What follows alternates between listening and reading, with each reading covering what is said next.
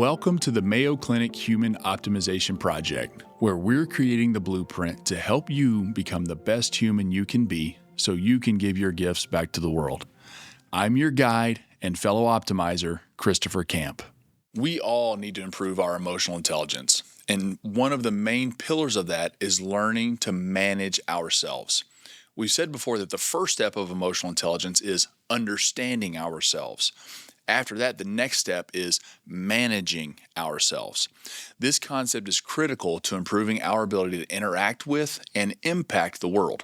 Accordingly, the title of our session today is Self-Management, the second step in improving your emotional intelligence. This is the third installment in our series on emotional intelligence, and it builds on our prior discussions, including episode 3 with Marianne Jenny and episode 29 with Kimberly Collins.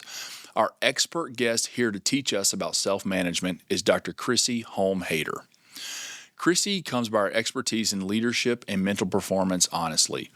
A 5-sport letter winner in high school, Chrissy began a career in rowing while an undergraduate at the University of Michigan, where she won national and world titles on her way to being named Big Ten Athlete of the Year.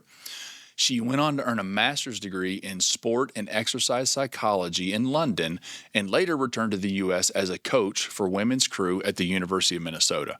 She has since earned a doctoral degree in sports and performance psychology with a master's in clinical mental health counseling.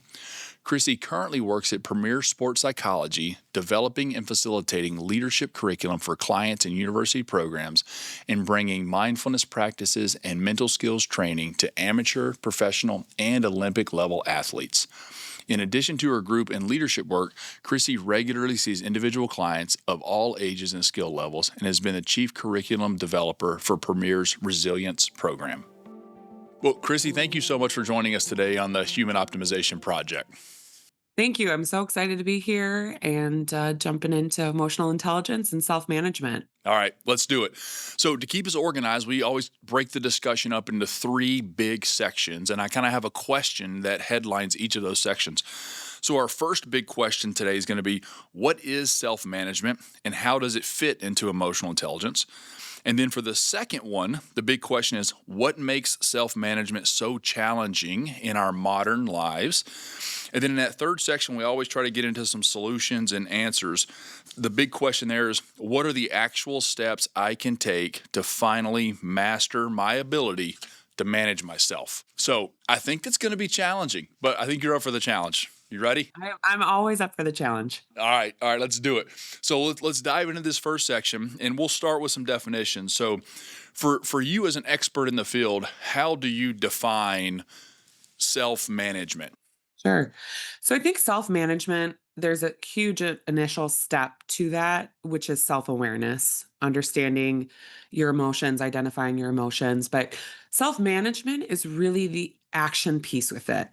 Um, Emotions are what move and motivate us. Emotions move and motivate all share the same Latin root, emovare, which means to move. And so taking that time to use those emotions versus blocking them out allows us to really learn how to interpret and leverage our emotions and take action and really be have the awareness and then control of what moves you.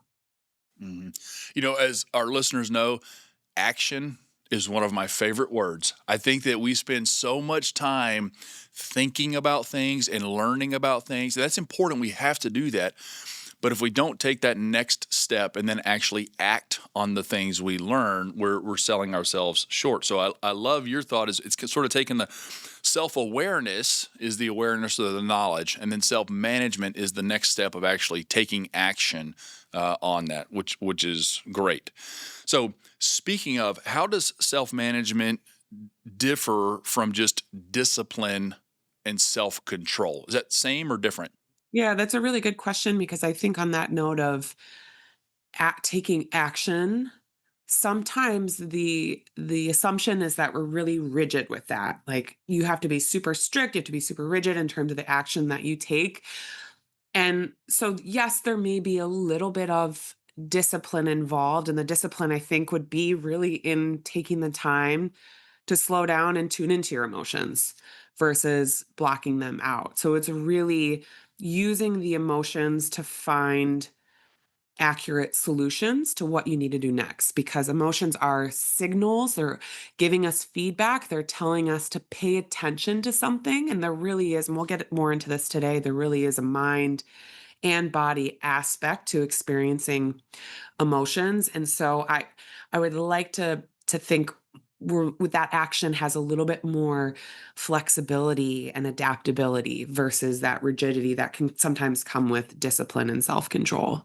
Yeah, I agree with you. Discipline and self control sometimes have that negative connotation to it. Like it is rigid, it's kind of painful.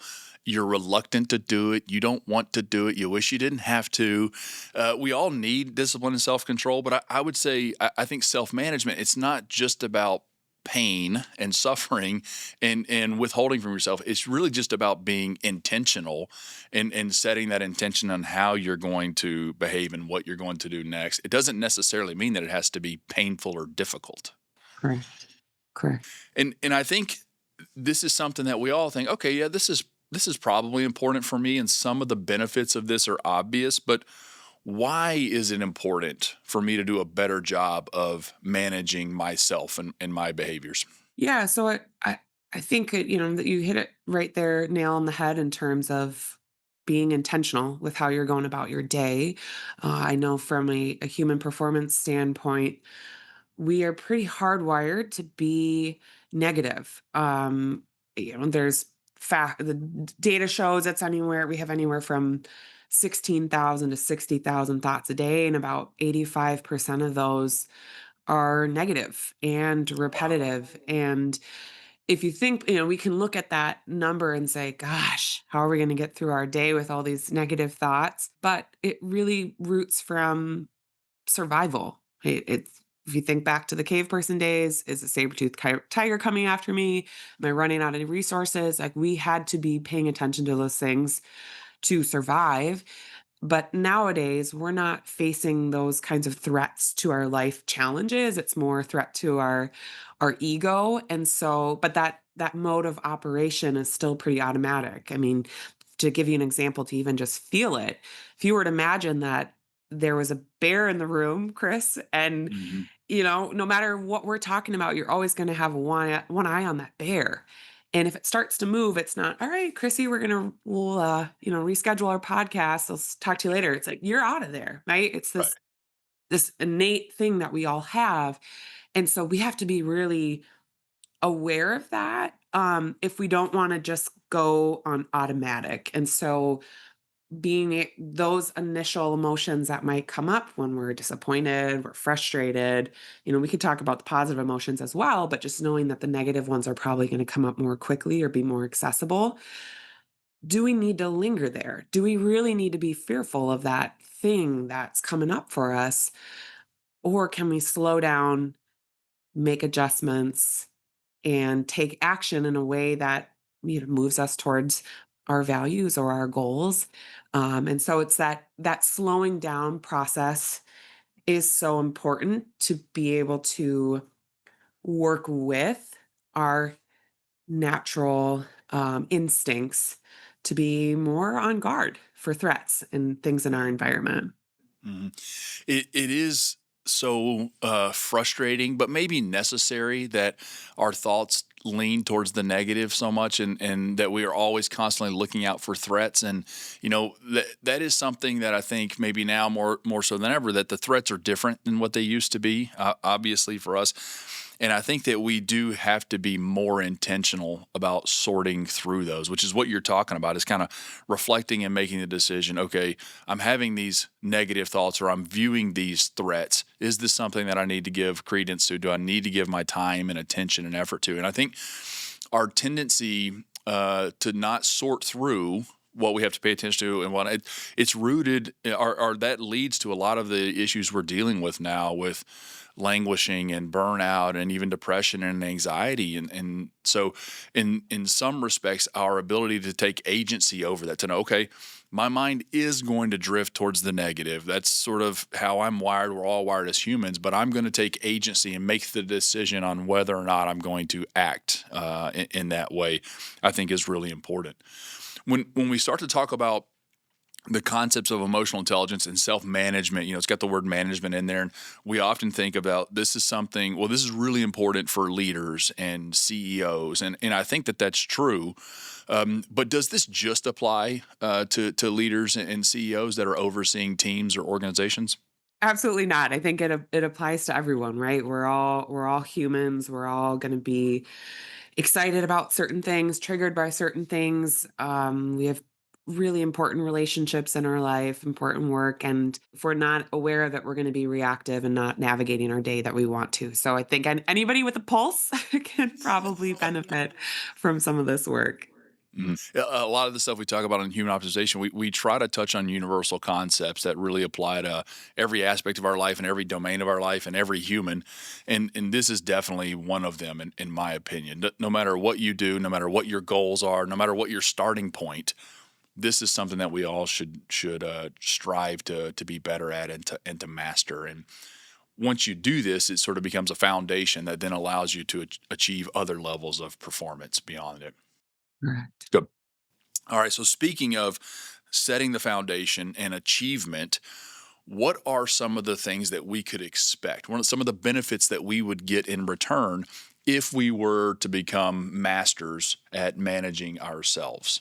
Yeah, I think just overall increasing your ability to handle the stressors and the challenges of your day, to make better decisions, to feel more joy and connection with those that are important to you in the work that you do in your life.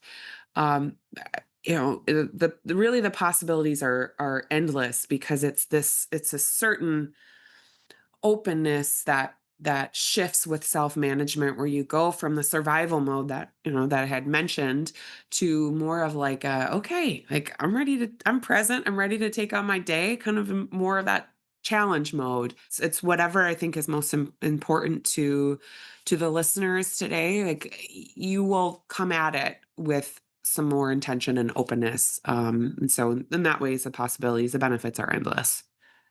And I think if we can do that ourselves, we're talking the term is self management. It's obviously focused on yourself, but if you can do those things, if you can increase your tolerance to stress or increase your stress threshold, increase your joy, improve your connection, and be more open, that is really going to set you up to have much better interactions with other people as the follow up step, which is one of the core tenets that we talk about here. Is that we want to improve ourselves, we want to be our best selves, so that we can go positively influence others as well. And so, I agree. I think it improves relationships and it improves authenticity. People are going to understand you better. You're going to understand them better. Increase creativity, higher job satisfaction, productivity. A lot of different areas of our lives. Yeah, absolutely. And one of my favorite quotes, and we've actually used it a few times on this, is Viktor Frankl. So, between stimulus and response, there's a space. And in that space is our power to choose our response. In our response lies our growth and freedom. And I think that quote lines up well with what we're talking about today. So, how does that relate to the concept of self management in your mind? Yeah. So I want to just point out first, God, there's so much wisdom that comes from Viktor Frankl and just knowing how much adversity he went through and that the wisdom that came through something that was really challenging in the Holocaust, of course. But I can imagine that he experienced some pretty negative emotions, some pretty challenging emotions. And I think what a prime example of self-management right there of let me slow down, let me be intentional and do what I can working with the adversity that comes my way. So I just want to name that.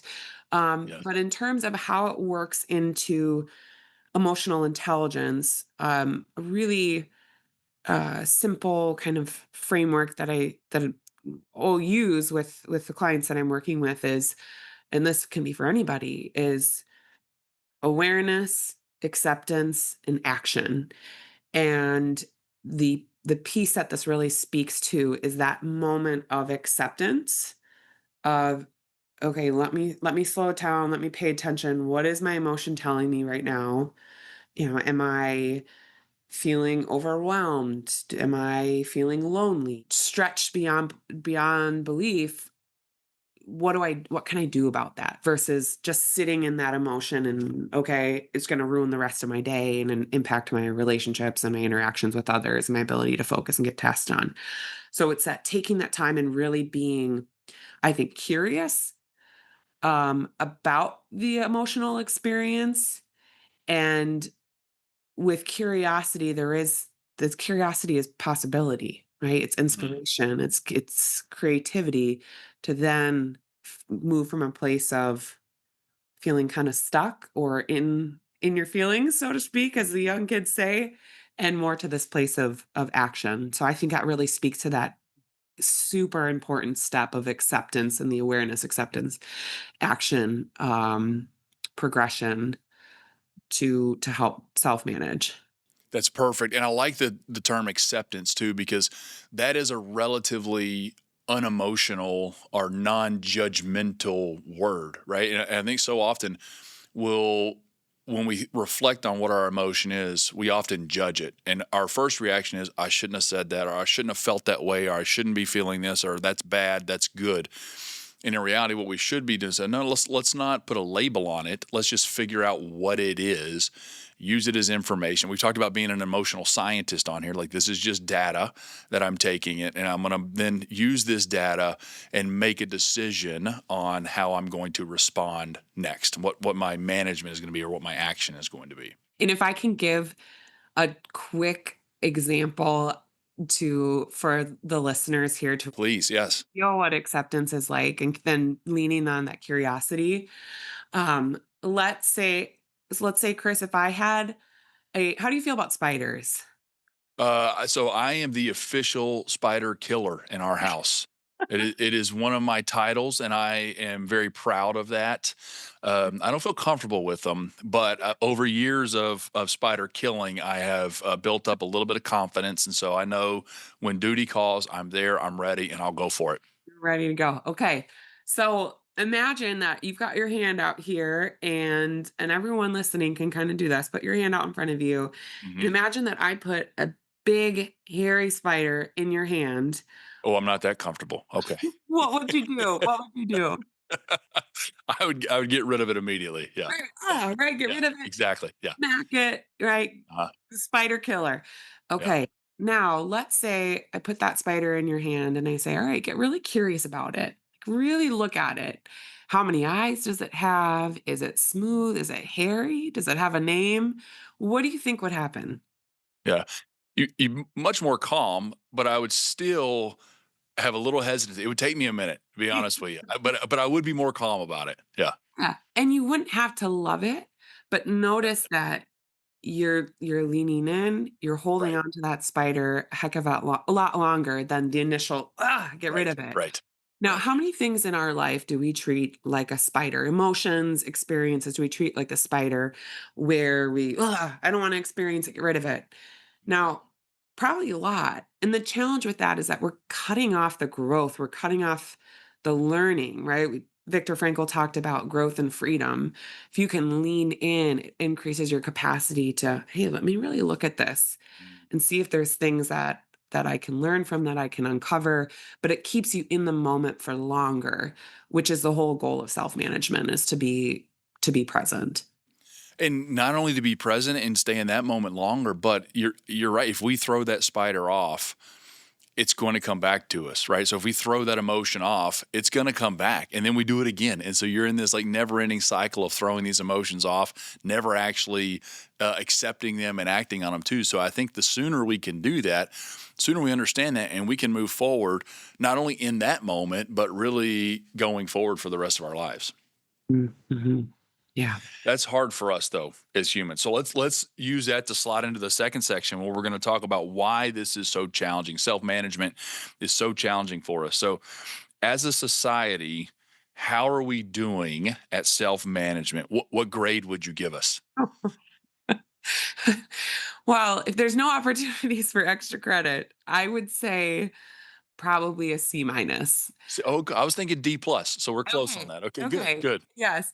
Um, and why might that be? I think that in some ways we have gotten better at being able to express our emotions, or there's maybe more emotions that are accepted as a society. In my mind, I'm thinking about just the research around Gen Z, for example. Like they tend to be much more empathetic towards societal issues, much more, expressive about mental health and wellness, which are all really great things.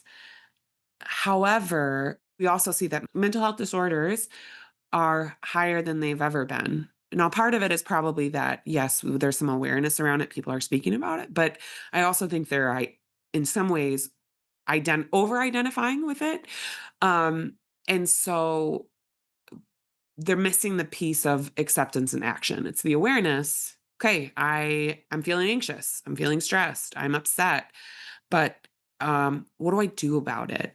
And I think it's in combination of, right, we know we're experiencing these emotions, but then we're in this environment, society where it's fast-paced, there's constant distractions, we're wanting instant gratification, lack of attention span, to really take the time to sit in that emotion, learn about it, and then take that action and follow through. I think the follow through piece is really missing, which is what I think takes that great emotional sensitivity and actually makes it a strength overused and creates some problems Mm. for us. But I'm hopeful. I'm hopeful that we can turn things around. We can't. You're gonna tell us how. So we're gonna do it today. So you're saying you feel like maybe our self-awareness might be improving overall as a society. Like we're maybe trending in a positive direction there on how aware we are of what's going on and what we're feeling. Yes, I would say that, and we can get into this a little bit more, I think, later, but there are levels of self-awareness, and the initial one is, okay, what am I thinking or feeling? But the impact of that, you really have to go a little bit deeper. What's that impact on myself and my ability to perform? What's that impact on those around me and their ability to perform and how they interact with me? That piece I think is missing. It's a lot of this is my and I don't want to totally you know call out Gen Z because I think that there's a lot of that involved, but that's a prime example of maybe the self-awareness is there, but the first layer, and we could go a little bit deeper. And it's hard. It's hard to take the time to do that when there's so many distractions around us, so much stimuli that we're experiencing. And then within that, and maybe we go a little bit more into this as well, is a lack of real connection Mm. too that can deplete us and prevent us from being able to have the capacity to self-manage. Mm, mhm. Yeah, that's a great point, and I think being self-aware is great, but it's only as good as your ability to then do something with that information. And so that second step we're struggling with on the management part to saying, okay, I am aware of this. Now, what do I do with it? Rather than letting it, because if you don't know what to do with it, sometimes it can be overwhelming, and you tend to be more judgmental rather than scientific, and it can be a real struggle. So I think coupling the awareness with the management is really critical for us. So you mentioned kind of generational changes and why folks may be getting better at the awareness piece. What do you think are some of the big things in our current modern world or society that is preventing us from doing a good job of managing our Yeah. emotions? The lens I like to look at from this is one that comes from evolutionary psychology and just looking at connection. And if you look at the whole span of human existence so far, um, most of the time we have lived and traveled in groups and tribes. And for those that are listening, if you were to imagine like a foot, teeny piece of that, in the entire foot, that is we're living and existing in groups or tribes. That except for maybe a half inch of that time. And the shift that came from that was a switch to agriculture to have consistent food bases versus like traveling around together. And so people started to get a little more spread out with the Industrial Revolution and having access to cars. We're able to spread out even more. And now with modern day technology, everyone's a phone or phone call or FaceTime away, and so what we're seeing is that, yes, we're theoretically more connected because we're always texting, we're always calling, Snapchatting, social media, all these things, but we aren't as connected in real face time Mm. with those that are important to us, those that are in our group or tribe, our family. And so what we're seeing is higher levels of mental health disorders, dissatisfaction. Um, and the challenge there is that not enough time has evolved for our DNA to evolve, to shift to our current way of living. Now, I'm not saying, hey, we need to throw our cell phones into a blender and press start and, totally cut off all of technology. But I think being intentional with really connecting in meaningful ways with, even just, hey, when you're in line at the coffee shop ordering your coffee, put your phone away, make eye contact with the barista. Um, Schedule some in-person time to hang out with family and friends, even when you're feeling busy and overwhelmed. And I know that might feel like, how is that connected to emotional intelligence and self-management? But again, there's some fundamental needs that are being missed, and so it's causing us to be more susceptible to that emotional reactive state, to want to turn towards the plethora of distractions that we have available to us in modern day, our phones, our, just all of our screens, substance use. I can go on and on. There's Right. lots there. Right. Well, I think if we, break emotional intelligence up into its four components, with the first one being self-awareness, the second one being self-management, which we're focused on. The third and fourth components are social awareness and social management. So the next piece of this is interacting with other people. Mm. And that's through genuine social interactions and connections. And what I'm hearing you say is that a lot of those have been fractured now. Even though we are connected, it's largely electronic. It's through text message, email, social media. So it's filtered, it's not genuine, and it probably doesn't require us to fully manage ourselves in order to communicate in that way. But in order to really to have a true, meaningful interaction with another human being, you really kind of have to manage yourself in order to do that. So maybe we feel like we're not having to have those social interactions, or at least we can live in the world without having them, which unfortunately is causing us to not do a good job at the step before, which is the self management. And the sad part with that is it's making us worse at self management, but it's also stealing from our joy. We know the three big things that bring us joy are fulfilling our purpose, making meaningful progress, and genuine social interactions. And if we don't do those things, we're missing out on our joy, and then we're doing a poorer job of understanding ourselves, and that can be fairly negative for our overall health and performance. And it probably drives others away too, because we're miserable to be around. Yeah, exactly. It just keeps it keeps pushing others away, which is really unfortunate. So this the struggles that we have with self-management, also I'm curious how much of this is an acute problem versus a chronic problem. And so am I likely to be worse at it just because I've had a bad day, a lot going on, super stressful, and that's what's affecting it, or is it more susceptible to kind of chronic levels of fatigue and stress and feeling overwhelmed over longer periods of time? Yeah, great question. I think it's both. We can experience kind of trigger stacking in a day that may put us over our edge, and that can also depend on what is that trigger. And so I think having some awareness of what are sort of those traps that if I walk into, I know it's not going to end well. And how can I structure my day around um I don't want to say avoiding because avoidance isn't the way, but just planning ahead, I think. And making sure that your battery is charged. And then also kind of looking on the chronic side, w- there's such a key connection between how we're taking care of our mind, our body, just long term general health routines that will increase or decrease our ability to handle stress. Um, and prevent burnout. And we can go into what those are, a little bit more as well. But it's both to answer your question. Okay. All right. Yeah, let's do it. Let's go into it. We'll start this third section, and you're going to give us all the answers on how we can fix this. So I'm ready for it.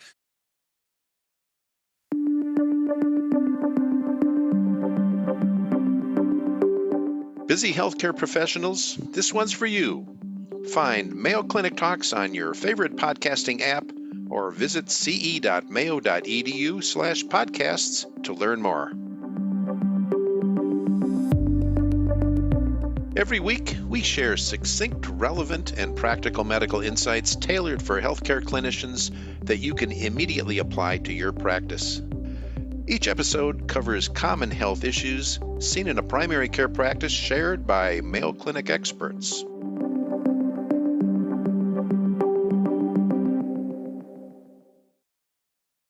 So in our third one, we'll talk about the actual steps we can take to start to master our abilities to manage ourselves. So before we talk about how to do it, I want you to. This feels like a really challenging thing, and some people are saying this is not possible. There's no chance I'm going to be able to do this. What do you think, in your experience in working with teams and organizations and clients, is it possible for everyone to get better at self management? Or are some people just kind of doomed? There's some people who are doomed. No, Yeah. um, I you know it, let's talk about expectations. If it's hey, I'm expecting to have a linear progression. Once I start this, all my problems are fixed. I'll never have to experience a negative emotion again. Yeah, good luck, right? That's not the human Right. experience, nor do we want that to be. But in terms of gaining more awareness, control, adaptability, flexibility, purpose in the way that we're navigating our lives, absolutely that can be trained. And we start small, and when we focus on one thing, let's say sleep, for example, right? That's a huge one that affects emotions. Um, my goal is, hey, I'm gonna try and go to sleep 30 minutes earlier each night, right? Then you start to feel a little more clear-headed, and then that impacts your interactions at work or with your family or with your, friends. And then it has this ripple effect. And so let's it can feel overwhelming, and I don't think it needs to be. I think we can get a lot of bang for our buck making some small, uh, consistent and persistent changes. Baby steps. All right. I love it. Now, on the flip side, so you may have that individual who thinks this is hopeless. I'll never get better. On the flip Mhm. side, there's some folks out there that think I'm crushing this. I'm so good at it. I don't need to work on it. What would be some signs or signal to people that, hey, this probably is an issue for you? You should be working on it. Yeah, I think if one is you can get pick people in your life to get some feedback from. I think, you know,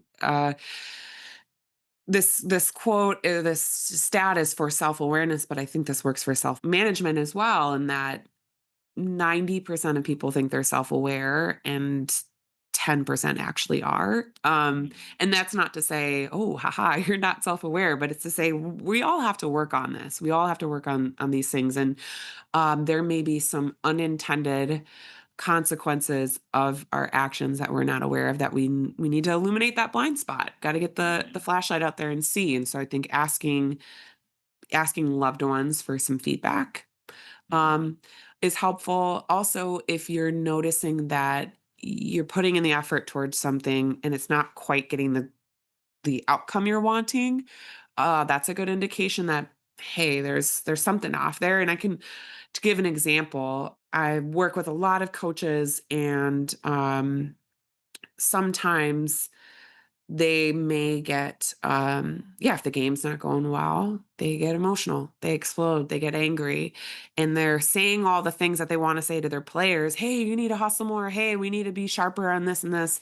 They're saying all the information, but they're not, their athletes aren't responding. And it may be the state that they're delivering the message in that actually is causing their athletes to tune out and ignore them, or to say like, yeah, this coach is off, off the rails.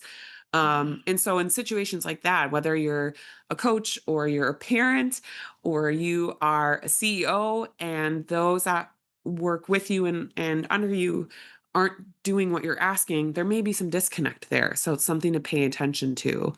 Um, and then lastly, noticing what's happening in your body. Emotions are kind of a two-way street where we can name it like, hey, I'm feeling angry.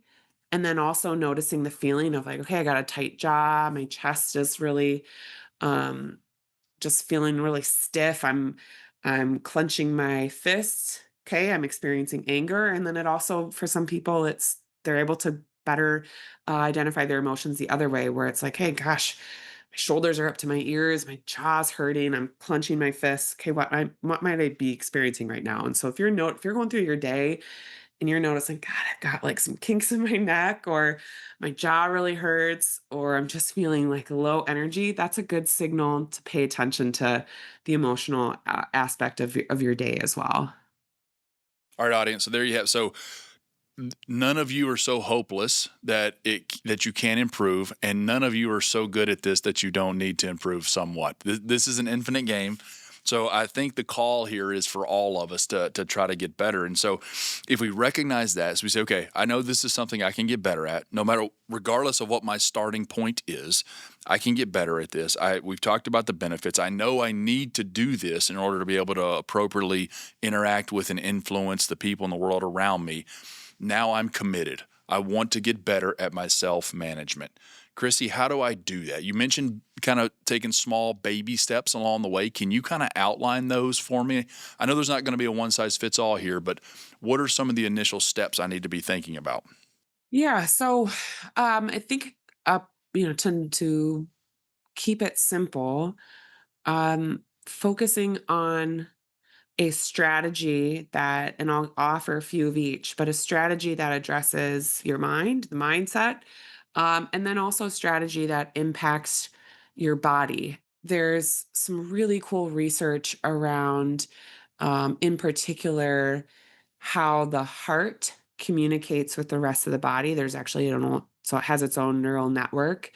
Um, and different emotional states, this research comes from the Heart Math Institute, but different emotional states can impact the body in lots of different ways. Hormonally, for example, if you're experiencing more kind of negative emotions, we tend to see higher cortisol levels. So, which is not necessarily bad in the short term, but long term can impact immunity, decision making, just skeletal muscle function and things like that. I mean, you would know way more about this than I would. And then when we have more positive or regenerative emotions, higher levels of DHEA, which is more of like a building block hormone for optimal functioning, connecting with the body, I think helps to regulate a lot of and helps to free up the mind to be able to do this. So I'll offer two ways to get at that today, through the mind in the body, but I would just say choose one of each that sounds interesting to you, and that's a great place to start. Awesome. And for our audience too, we do have an upcoming session on somatic intelligence, which talks about understanding the body and how it is giving you signals to help you be successful in your productivity. So stay tuned. There'll be more on that to come. So let's do it. So let's go through some of the mental mindset approaches, and then we can kind of talk about some of the body approaches as well. Sure. So on the mind approach, this idea is rooted in integration, which comes from Dr. Dan Siegel. And essentially what that is that we have two hemispheres in our brain. The right hemisphere is more autobiographical information. So like our emotions, are the sights, the sounds, the sensations that we experience.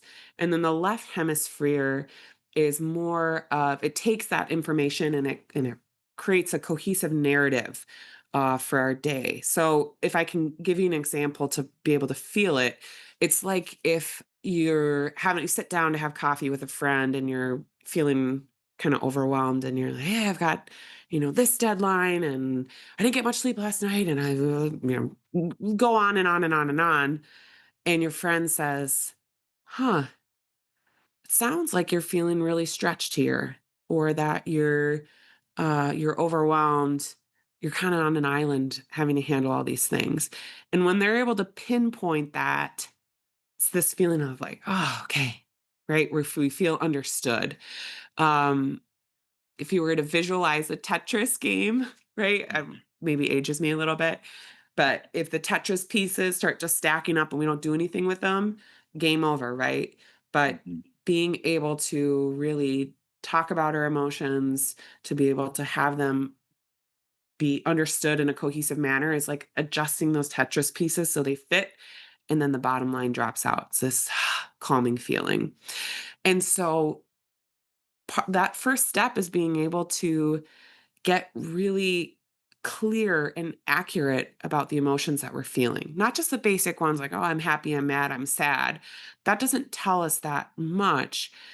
And so some of the work for a lot of us is increasing our emotional vocabulary.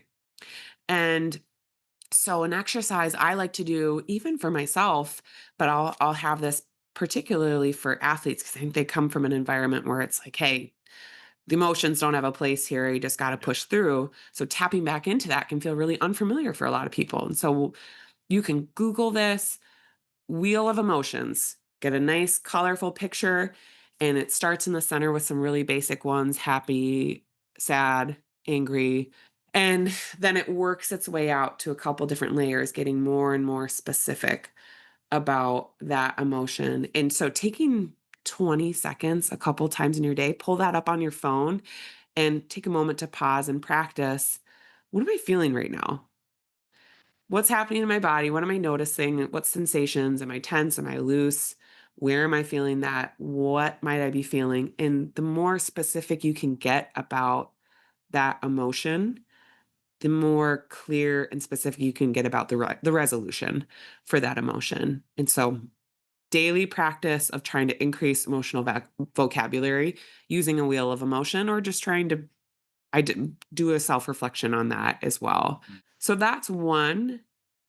And another way to get at integration is journaling. So Okay. actually taking the time to write it down. And I will say that for some, that can be a hard sell. Like journaling kind of feels like a kids' camp activity at times. Mhm. But for those that practice it consistently, even 5 to 10 minutes a day, put a journal under your pillow, have it be kind of the uh the last step, the key you need to be able to go to sleep.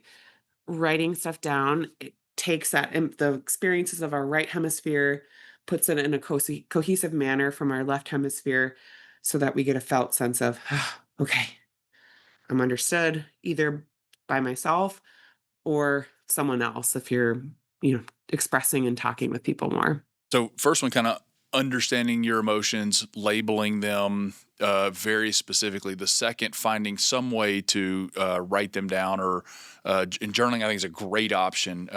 What about talking about it? Does that have a similar effect to journaling? So if you're not comfortable or you don't want to do that, you don't have time, or you don't have your journal with you, can talking to somebody else about it help? Absolutely. Yep. So whether it's you have a friend, loved one, someone that you feel comfortable talking with, talking it out really can be helpful. It's Mhm. takes the information that's in your brain and externalizes it, never goes back in the same. So talking it out with a friend, and then also, of course, a professional, right? We're Right. there to be a listening ear, to be third party, neutral perspective, but be that space to, offload to us what has been swirling around your mind.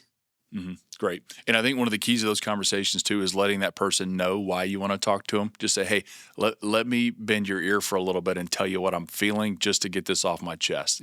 Maybe I don't need you to solve this problem. I just want you to hear me out, or don't think I'm crazy, but I'm going to be vulnerable to you. What about some of the physical or kind of body focused strategies that you mentioned? Yeah. So one is slow breathing or a technique called resonance breathing. And what this is, it's really simple, but it's a 4 to 5 second inhale and a 4 to 5 second exhale, preferably in and out your nose.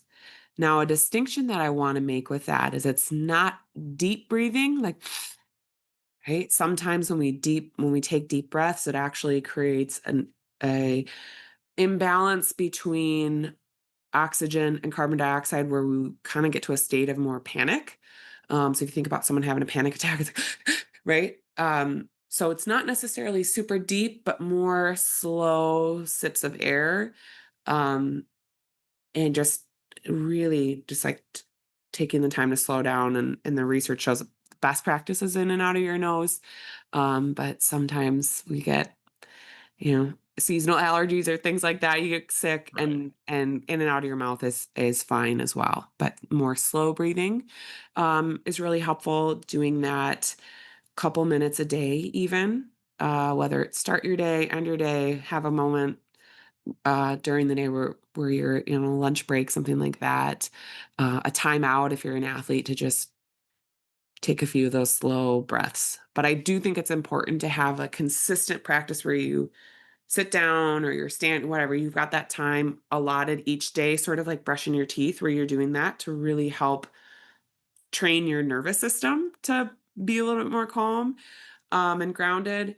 And then also it's a great strategy to use in the moment when some tough emotions come up, to be able to come down and get to a headspace that is much more optimal and open. But I would say if you're just doing it as like a, hey, this is my emergency thing that I'm doing, it's not going to be as effective as if you're also doing it daily in a lot of. Proactively, intentionally. Good.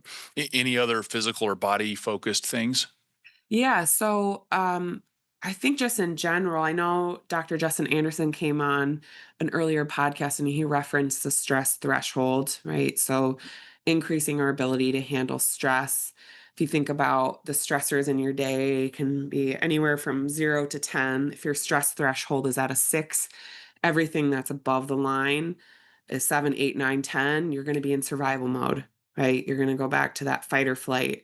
Anything below the line, 5, 4, 3, 2, 1, it's like, all right, yeah, challenge accepted. I can handle that.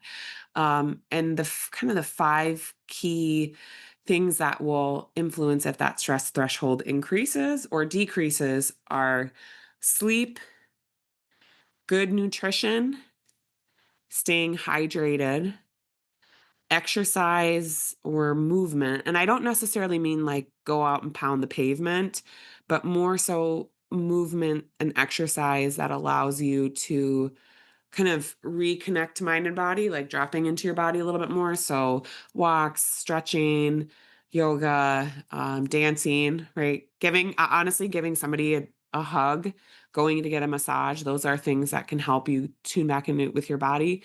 And then also, socializing or having some fun, getting reconnected with people will help also increase your ability to handle stress.